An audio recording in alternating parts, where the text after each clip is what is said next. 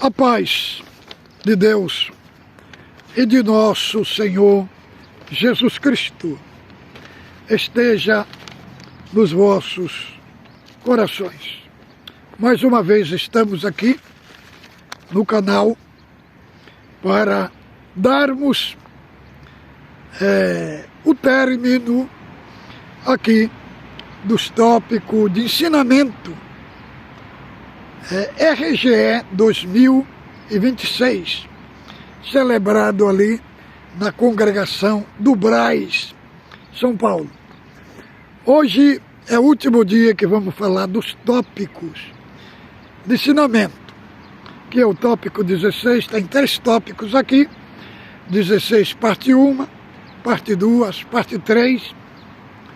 O 17 fala da política, que não devemos votar em partido que nega a existência de Deus. O 18 fala das caravanas dos jovens, que pernoitam fora da sua casa, eles advertindo o perigo. E o 19 fala dos enfermos. Então nós vamos abordar aqui tópico de ensinamento 16, esclarecimento sobre casamento, infidelidade conjugal, separação de casais. Repetição com complementação dos tópicos 13, 14 e 15 da RGE 2022.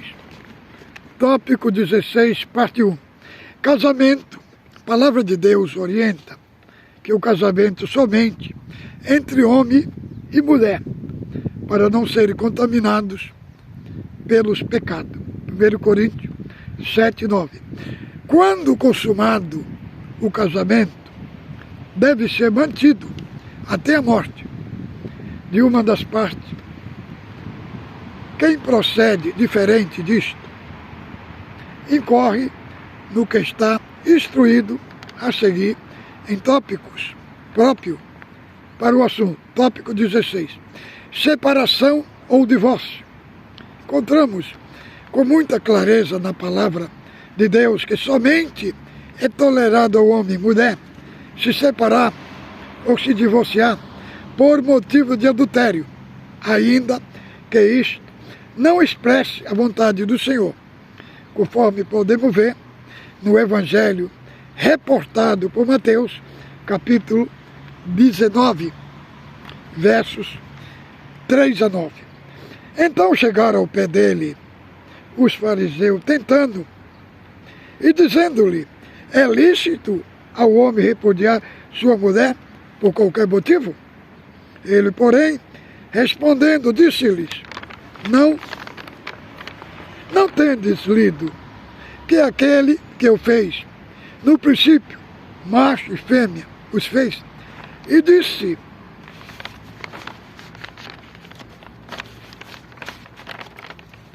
portanto, deixará o homem, pai e mãe, se unirá a sua mulher, serão 2, uma só carne. Assim não são mais 2, mas uma só carne.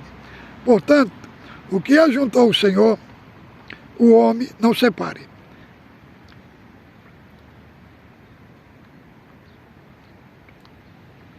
E eles lhe perguntaram: então por que mandou Moisés dar-lhe carta de divórcio e repudiá-la? Disse-lhe ele: Moisés, por causa da dureza do vosso coração, vos permitiu repudiar vossas mulheres, mas ao princípio não foi assim. E eu vos digo, porém, que qualquer que repudiar sua mulher, não sendo por causa de prostituição, adultério, imoralidade sexual, e casar com outra, comete adultério. E casar com repudiada, também comete adultério. Reiteramos que a doutrina acima citada se aplica tanto a homens como mulheres. Tópico 16, parte 3. infidelidade conjugal. O casamento torna o homem e a mulher uma só carne, ou um só corpo. Portanto, Deus, por essa razão, o casal deve reciprocadamente respeito, amor mútuo entre si, não sendo admissíveis agressões físicas, psicológicas entre os cônjuges, considerando que essas práticas configuram uma modalidade de infidelidade conjugal por descumprimento dos deveres imposto pela palavra de Deus. Lembremos que o casal, tendo Cristo como cabeça, jamais poderá se dar práticas de iniquidades, perversidades, malícia ou deslealdade um com o outro. Lembramos ainda que a infidelidade conjugal, não sendo por causa, por motivo de adultério, a palavra de Deus não autoriza novas núpcias. Portanto, apresentados mais uma vez os tópicos acima, que orientam e esclarecem à luz da palavra, com total objetividade, que o casamento, separação ou divórcio, fidelidade conjugal, rogamos aos casais que, ao perceberem os mínimos sinais de intolerância, entre em contato com o Ministério da Comum Congregação para que seja instruído o tempo, evitando consequências que ocorrem com separação dos casais, tais como destruição das famílias, distanciamento de pais com filhos. Concedamos aos casais que busquem preservar o amor que Cristo nos ensinou. Então está aqui os tópicos de ensinamento que os irmãos colocaram para ser lido diante da Irmandade. Irmão, agora vamos fazer aqui uma reflexão. Porque tantas famílias destruídas dentro da congregação, tantos divórcios, tanta separação, tanta infidelidade conjugal. Inclusive, vi até críticos querendo ensinar sobre o casamento, que falou que é maior separação, falando que o casamento é uma parte física, só física. Irmão, eu de maneira nenhuma posso concordar. Primeiramente, o casamento é um projeto de Deus. Ele foi criado, planejado na eternidade. Então, é algo que não envolve só o sexo, que não envolve só a lua de mel, que não envolve só a intimidade do casal. Tem algo muito mais profundo, muito maior, muito mais abrangente, que sustenta o casamento, que sustenta, que forma uma base para uma família, para um casamento saudável, um casamento feliz, um casamento com sucesso, um casamento com felicidade. Por que, irmão? Porque não tem um ensino profundo na CCB. O que é o casamento, irmão? O que é o casamento?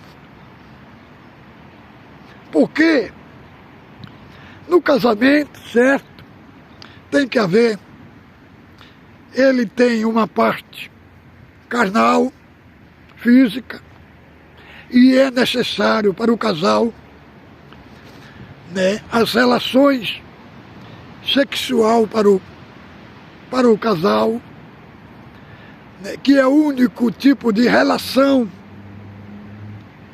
que não configura pecado.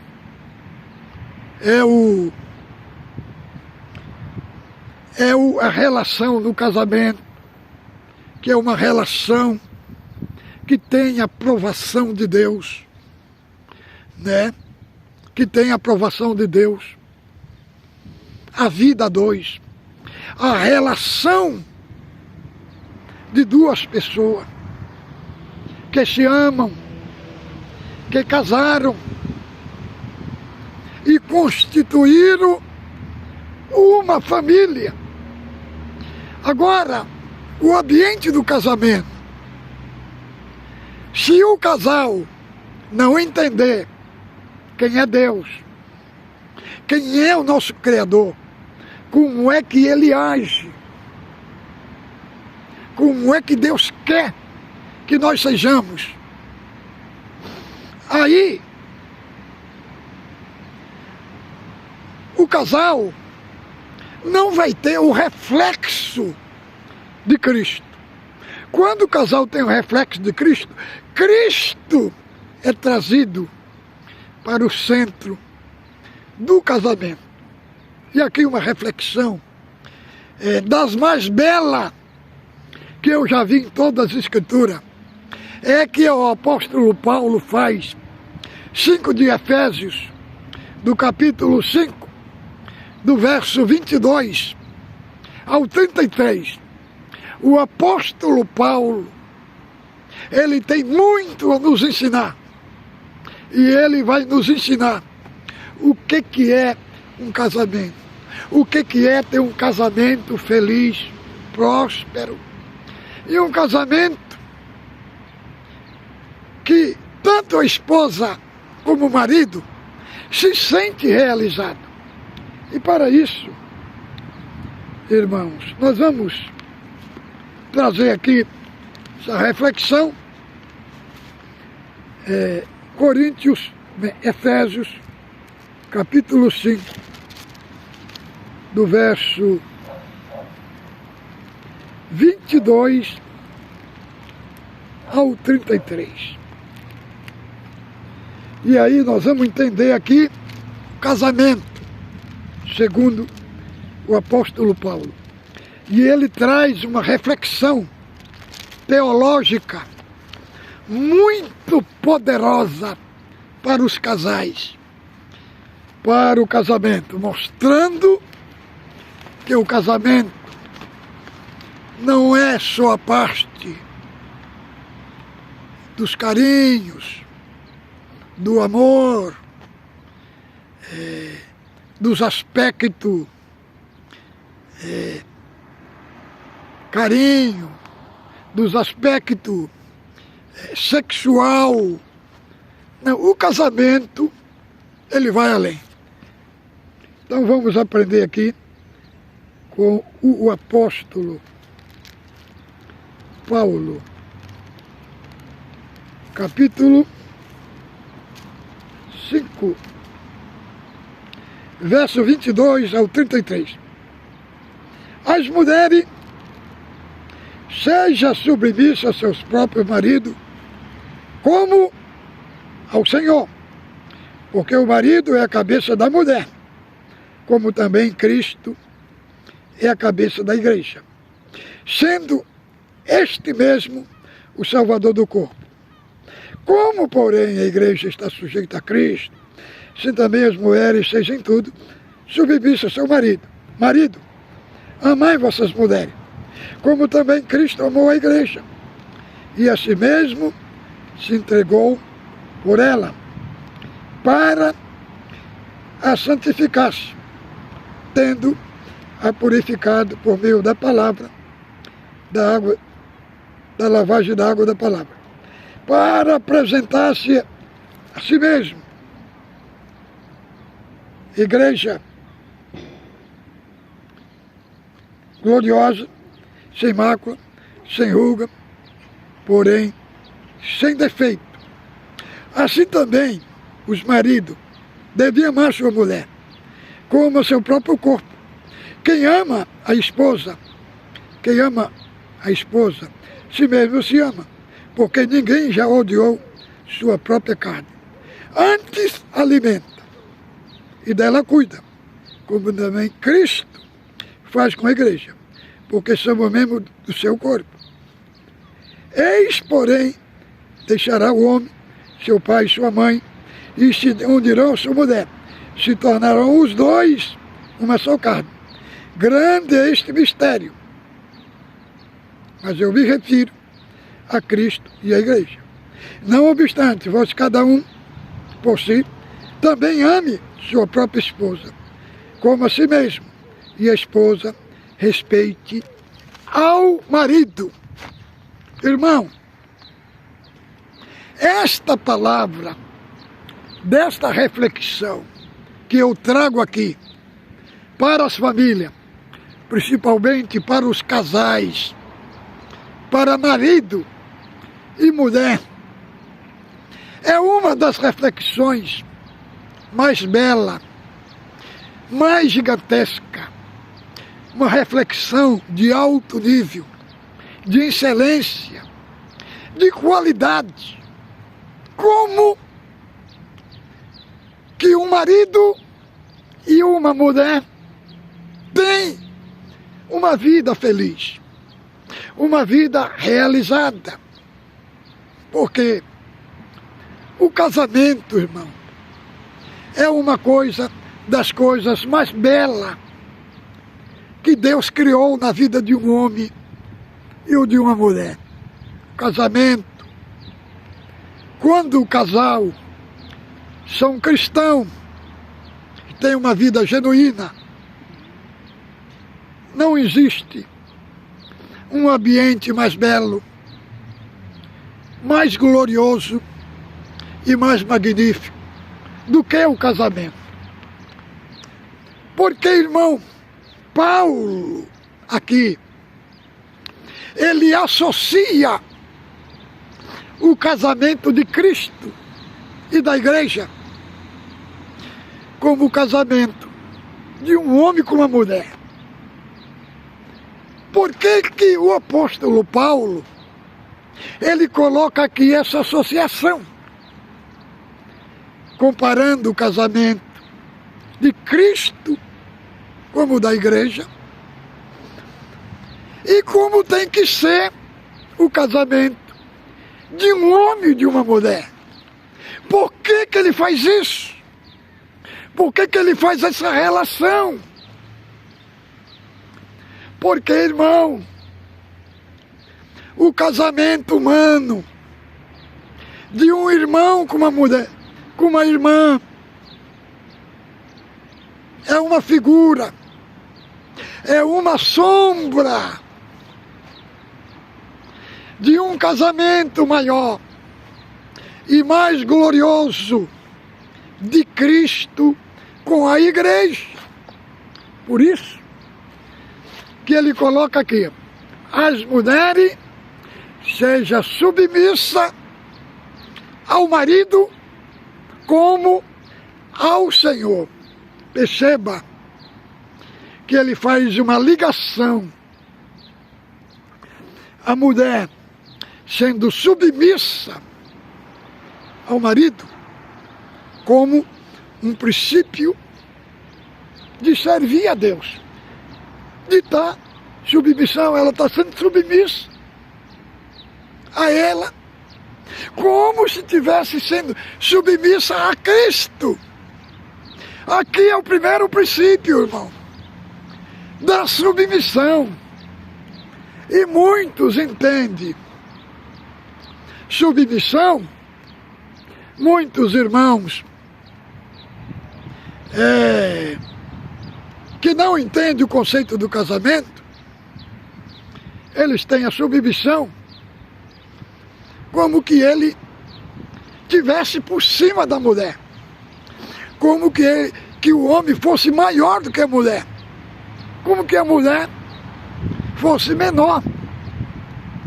E como que ele tivesse por cima e a mulher fosse por baixo. Mas o princípio da submissão não é esse. Primeiramente, Deus criou macho e fêmea e o fez a sua imagem e a sua semelhança. O que significa isso? Significa que da mesma fonte que o homem foi feito, a mulher também foi feita. O mesmo Deus que formou o homem, formou também a mulher, mostrando o quê? Que eles têm o mesmo direito, que tanto o homem como a mulher estão no mesmo nível de direito. Agora, irmãos, por que o homem, na Bíblia, é colocado como cabeça da mulher? É porque ele é superior à mulher? Não, irmão. Isso daí, como é que nós chamamos? Essa daí nós chamamos função de posição. É igual Deus e Cristo. Deus e Cristo. Tanto Deus é Deus, como Cristo é Deus. Pai, Filho e Espírito Santo constituem em três pessoas distintas. Mas em 1 Coríntios capítulo 11, quando Paulo vai falar do véu, ele fala que Deus é a cabeça de Cristo. Deus é a cabeça de Cristo. Cristo é menor? Não, irmão. É só na posição da salvação. Assim também o homem no casamento. O homem é colocado como cabeça, irmão, porque Deus confiou ao homem o governo da casa, a direção da família. Foi dada ao homem. Então, submissão não significa mulher inferior ao homem. Ela é igual. A distinção está nos papéis. Porque o que significa a submissão do casamento? Significa que a mulher vai ajudar o marido a ele cumprir sua missão como o que está na frente da casa, como o que está na frente da família. Então, irmão, submissão não desqualifica a mulher, não coloca ela por baixo. Ela tem marido que usa de ser cabeça para aplicar uma ditadura da mulher. Não, eu sou cabeça, você tem que me obedecer, você tem que fazer o que eu quero. Isso daí não é ser cabeça, irmão. É se sentar numa cadeira como um soberano, como um ditador. Isso não é ser cabeça. Ser cabeça se relaciona ao governo da casa, a família. Ele é cabeça porque ele protege a esposa, porque ele traz o pão para dentro de casa, cuida da esposa, compra roupa para a esposa, né? Compra roupa, compra perfume, compra aquilo que ela tem de necessidade. É essa a função do cabeça, de proteger a esposa. Outra função também de cabeça é saber dirigir a família, a direção da família. E para dirigir, tem que saber dirigir. Então, o que é que muitos fazem? Muitos fazem o negócio mal feito. E aí, irmão, quem é que vai sofrer? É a família. Por quê? Porque ele não comunicou com a esposa. Ele não comunicou com aquela que ele fez a parceria. Entendeu? Então, submissão não significa humilhar a esposa, nem o marido se colocar por cima. Submissão significa ela trabalhar junto a ele, ajudar ele a administrar o lar. E aí, vamos, porque o marido é a cabeça da mulher. Agora vamos falar da cabeça. O homem é a cabeça. Por ele ser a cabeça,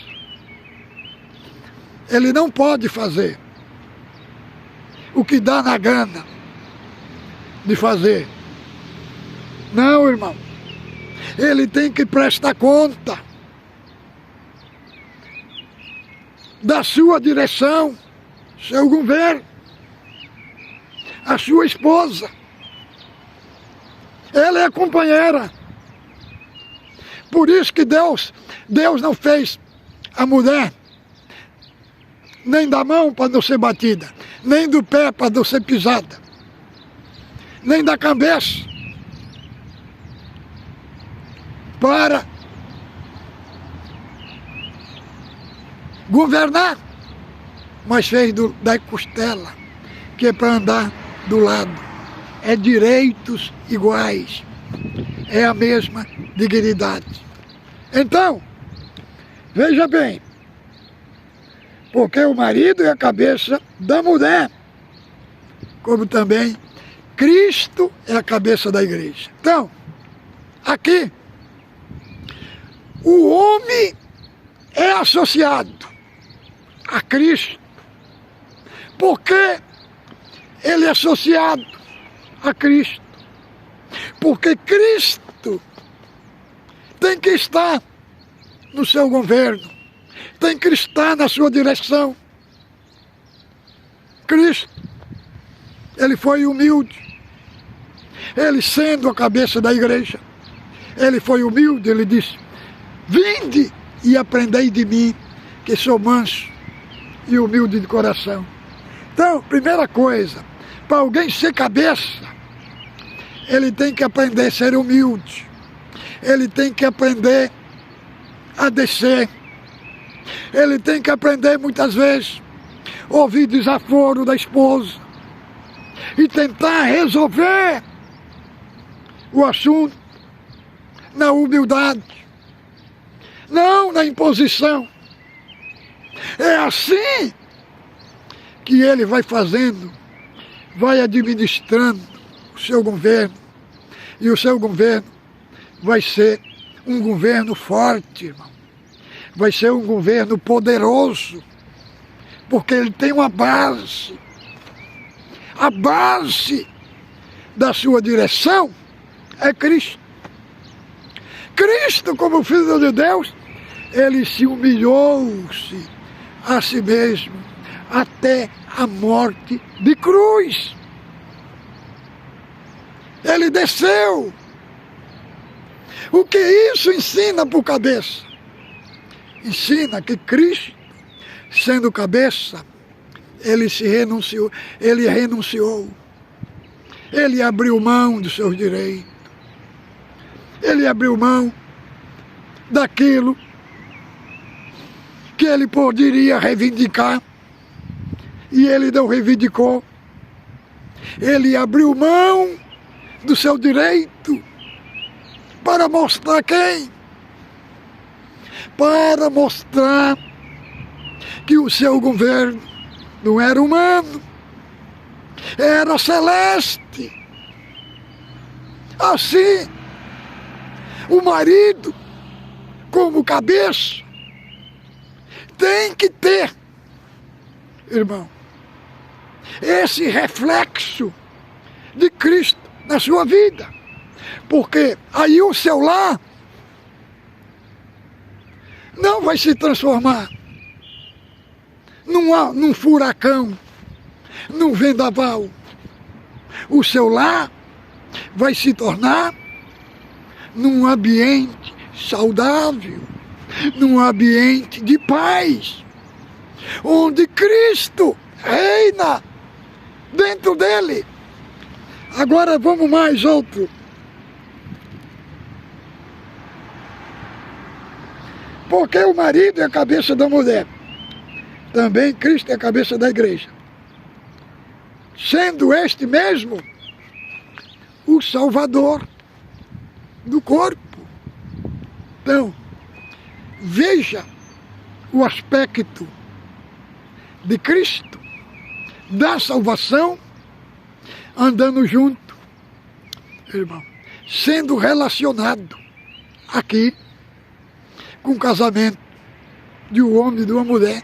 E aqui ele está relacionando cabeça, função da cabeça, salvar o corpo. E a função do marido é salvar o casamento. Como é que ele armas? Como é que ele salva? Refletindo a Cristo no seu relacionamento. Embora que a sua esposa seja difícil, tenha uma natureza difícil, mas é a missão do homem a conquistá-la. A conquistá-la. Ele tem que refletir Cristo para ela enxergar algo além do marido que tem, enxergar algo divino. E é isso que vai impactar a vida dela. Agora, como porém a igreja está sujeita a Cristo, se também a mulher seja em tudo submissa ao seu marido, estejam submissão, querendo, ela está debaixo do governo do seu marido. No sentido de quê? No sentido da submissão, da obediência. E essa obediência não é uma obediência a uma ditadura. Não. É uma obediência a um homem que lhe ama, a um homem que é carinhoso para com ela, que é romântico, que traz flores para elas, como está escrito lá em Cantares. Arrebataste o meu coração com um dos teus olhares. Então fala de romantismo, fala de elogio, né? É uma das partes que falta, que muitas das vezes a esposa recebe elogio do pai, recebe elogio da mãe, recebe elogio dos filhos, mas não recebe elogio do esposo que tem. Muitas vezes ele está se aprontando, se embelezando, se perfumando, passa diante do marido e o marido não fala nada. Irmãos, é uma das partes do casamento, muito bela e magnífico, é o elogio. Porque aí você denota que você é um homem romântico, que você é um homem que ama quem Deus preparou para estar do seu lado. E agora vamos mais. Marido, amai vossas mulheres, como também Cristo amou a igreja e a si mesmo se entregou por ela. Aqui, irmão, sabe como é que se chama esse amor? Esse amor que se chama aqui é o amor sacrificial. O apóstolo Paulo, ele vem falando desse amor desde o capítulo 5, do verso 1 ao 2, que ele fala: imitais a Deus como filho amado, e amai os uns aos outros como ele vos amou. Aqui Paulo retoma de novo o assunto lá do capítulo 5, do verso 2, quando ele está falando do amor sacrificial. E ele fala que Cristo se entregou a Deus como oferta e cheiro suave. Aí ele vai falar do amor, da santidade, da luz e da sabedoria. No outro dia eu vou trazer este assunto do capítulo 5, do verso 1 até o verso 21, para os irmãos verem que alto padrão que Paulo aborda do capítulo 5. Aqui ele retoma e ele fala que o amor que o marido tem que se sentir pela esposa tem que ser um amor sacrificial. Não é um amor emocional, nem sentimental. É um amor sacrificial. É um amor que envolve ação, que envolve atitude. É um amor. É um amor de entrega. É um amor de dedicação. Irmãos, é isso que vai construindo a felicidade do seu lar. Você que é marido e você que é esposa, que está me ouvindo aqui hoje, que muitas vezes o vosso casamento está em crise, está em tempo de terminar, está em tempo de cair tudo, de desmoronar. Ouça, minha irmã, meu irmão, ouça aqui. Vamos aprender com o apóstolo Paulo. Reflita na sua vida o amor de Cristo. O amor de Cristo. O amor aqui é um amor que se doa, que se entrega, que sofre por causa daquele que você ama. Ah, mas ele é bruto comigo. Ele me fere. Ele me maltrata. Irmão, Cristo falou para nós amar. Para nós amar. Quando você não perdoa, você abre a porta para o demônio entrar. Por quê? Porque onde não há perdão, irmão, onde não há perdão, é porque o casamento está dividido. E o casamento, na Bíblia, ele é apresentado: deixará o homem pai e mãe, serão ambos a sua carne. Será que o irmão e a irmã, eles perdem identidade? Eles perdem individualidade no casamento? Não, irmão. Quando fala só um, está falando a unidade de uma família. A unidade de uma família. Está falando de compartilhamento de um para com o outro. É igual o pai. O pai compartilha com Jesus Cristo da sua divindade. E Jesus Cristo compartilha com o Pai da sua divindade. O Espírito Santo compartilha da sua divindade com o Pai. É uma relação amorosa, uma relação de compartilhamento, irmão. Quando você entender esta obra, esta fusão de compartilhamento, você vai perdoar. E a hora que você perdoar, irmão, o que vai acontecer?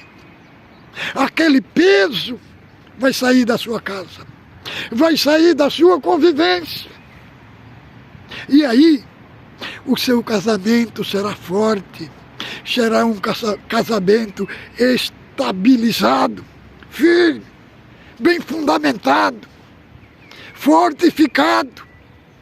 Você que me ouve, que está passando crise no seu casamento, ouça, minha irmã, ouça, meu irmão. Deus tem algo magnífico para fazer na sua vida. Então, o que é um amor sacrificial? É aquele amor que você é ofendido e você perdoa. É o amor que é aquele que muitas vezes você entristece alguém, mas você perdoa. Muitas vezes a sua esposa é muito devosa, mas você suporta ela. O que significa? Isso é amor sacrificial, irmão. Mas aqui, para não ficar muito grande, eu quero falar o verso 32. Grande é este mistério. Eu me refiro a Cristo e à igreja. Irmão, quando o apóstolo fala que grande é esse mistério, que ele está falando do casamento de Cristo e da igreja, esse grande mistério não é algo que está oculto. Não é algo que vai ser revelado. Não. É algo que já está revelado. Por quê, irmão? O casamento é uma realização física. Ali, o casamento, o que está representando? Por que ele fala que é um mistério? Porque por detrás do casamento cristão há um grande mistério. Qual o mistério? É o mistério de Cristo e a igreja. Por quê? Porque a noiva aparece lá em Apocalipse, capítulo 21. A noiva toda vestida, toda adornada, descendo para receber o seu marido. Então, a figura do casamento, ela transmite, ela emite uma figura da eternidade, do casamento eterno de Cristo e da igreja. Irmão, este assunto aqui do mistério do casamento, este assunto para me pregar ele mais de 7 horas. Só nesse assunto aqui. Quem me conhece nas congregações sabe a forma que prego quando trato desse assunto. Então, irmão, fique com Deus. Ósculo santo do vosso coração.